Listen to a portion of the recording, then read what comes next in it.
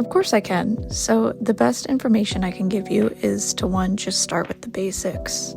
Some people like to do an index so that way they can find their pages a lot easier. I personally don't like to do that, but it's all up to you. Some people like to have a future log that includes dates or events like birthdays and holidays. I've seen a lot of people do monthly logs where it's basically just an overview of every month. And I've also seen daily and weekly logs where it's the same thing as monthly but just daily and weekly. I would say don't go heavy at the beginning. You can always add more as time goes on. Trackers are what I mainly use, and it's all personal, and it's all solely based on what helps you and what centers around your life.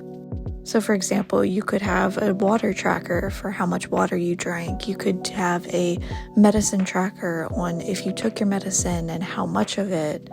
You could have a journal tracker and if you journaled that day, exercise, if you did exercise and what type of exercise you did. It's really all centered to you and what works best for you in your life. For example, I like having a year in pixels so that way I can see how good my day was or how bad my day was. I like having a mood tracker so I can understand any emotional patterns that I might experience. I use a sleep tracker to help me track my quality of sleep and if I'm having any burnouts that might be related to not getting enough sleep. Some people use expense trackers to help with budgeting so it keeps track of how much you spent and what you spend it on. I like using a period tracker and health tracker to keep track of my cycle or symptoms or energy levels. I think the part where most people mess up is they try to keep track of everything, but really just keep it simple. My suggestion would be to start with 2 to 5 trackers at most. Pick things that actually matter to you in your day-to-day life.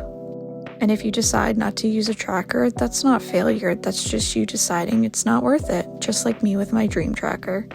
It's really all about just making it yours and centered about what you need and what works best for your life.